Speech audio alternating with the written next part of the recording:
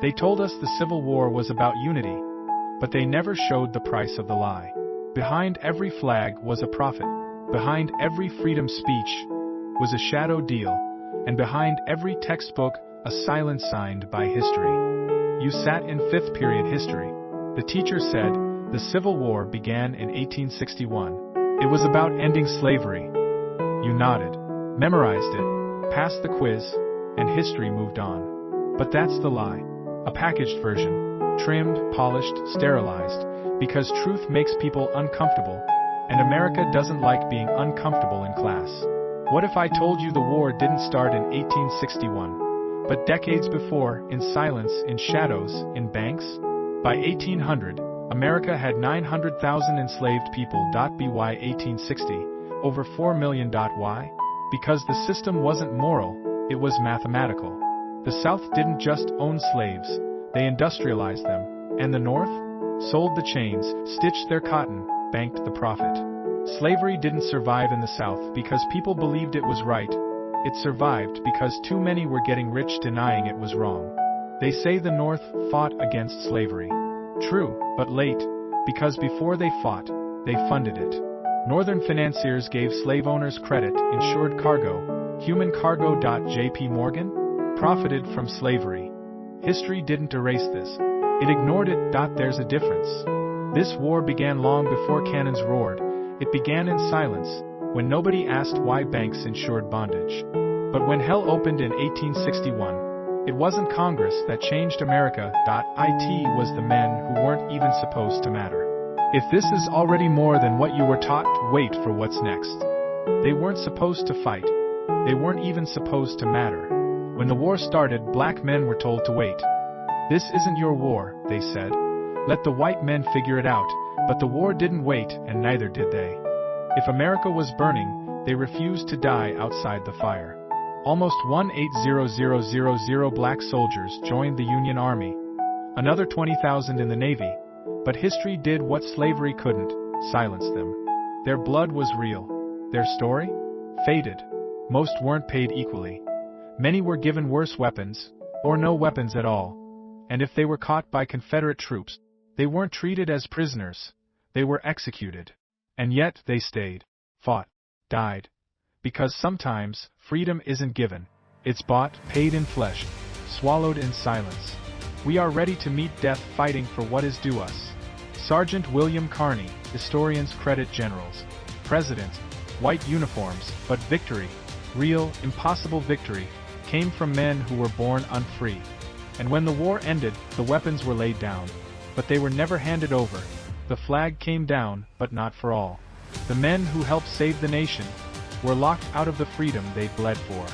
Their names weren't stamped into your textbooks, but maybe they live in your blood.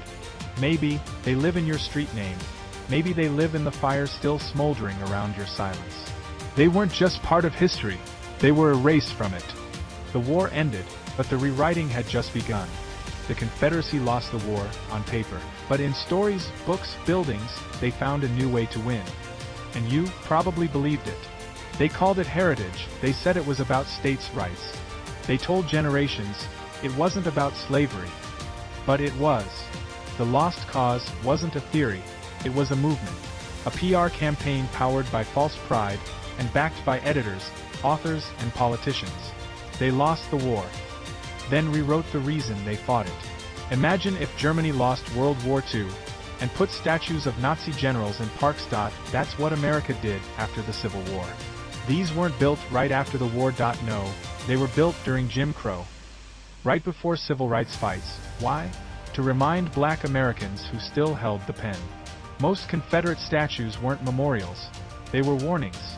By 1900, Southern textbook committees were rejecting any book that blamed the South. So authors rewrote it all. Slavery became a way of life. The South? Victims of aggression. Students didn't just memorize facts. They inherited fiction, stamped with approval. The weapon wasn't a bullet. It was the eraser. America doesn't suffer from amnesia. It suffers from editing. We choose our heroes, sculpt our statues, and bury the rest. The South wasn't ashamed because this time they lost the war, but kept the narrative. 1865. The United States declared millions of black people free. But it didn't tell them where to go, what to do, or what was coming. They were free men, on paper, but the ink was still wet and power was still white. Slavery had ended. So they gave it a new name. Black Codes. Laws passed within months of freedom. Laws that banned unemployed black men from existing in towns. Laws that punished them for gathering, speaking, voting. Plantations became prisons. Masters became mayors. Chains became contracts. Freedom was the costume. Control stayed backstage. In the shadows, another enemy was forming. Point 1 without uniforms, but with targets. The Ku Klux Klan wasn't just racism in disguise. It was America's first homegrown terrorist group. And the government? Blamed culture. White fear made itself a church, and wore a Sunday smile. For a decade after the war, black men voted, held office, built schools. Reconstruction was working, until the North walked away. Northern politicians pulled funding. Southern mobs filled the gap. Injustice needs just one thing to grow: silence. The Union Army left. Racism stayed. Black communities begged for protection. Washington stared at the floor. Things didn't get better, they got smarter. They found ways to grow hate without saying the word. They said the war ended. But ask Black America, when? Freedom was signed, but never sealed, and still not delivered. You see the flags, the bumper stickers, the statues with marble pride. They say, this is our history, our heritage. But heritage isn't always holy. Sometimes, it's just well-packaged betrayal. They called the South romantic, noble. They said it wasn't about slaves, and yet every document, every quote, every truth says otherwise. They didn't just defend the South. They rebranded treason with a marketing team. For decades, history classes didn't teach abolition stories. Didn't dive deep into black resistance. Didn't mention Northern complicity. Why? Because just like war, history is written by the fearful, and fear edits the truth. Ask your parents, where did they learn their history? And ask yourself, who chose the version? From the chains to the codes, from the Klan to the courts, from plantations to prisons. The thread was never cut. That it just got smoother with time. This wasn't history. This was handed down denial. In bloodline, in law, in landscape. The Civil War didn't end with surrender. It evolved into myths, into statues, into systems. Now ask yourself, if freedom costs nothing, why hasn't everyone received it? And if the war ended, why are we still marching? Don't let this story die again. Don't let this truth hide behind another textbook. Share it, speak it, live it, because that was just the beginning. They said the Civil War ended in 1865, but some wars are never truly over. They just change uniforms. If this story opened your eyes, don't let it get buried again, because silence favors the one who wrote the lie. So ask yourself, what would you have done if you lived through it? And more importantly, what will you do now that you know? If this story moved you, don't just scroll past. Let it be seen. Let it be heard.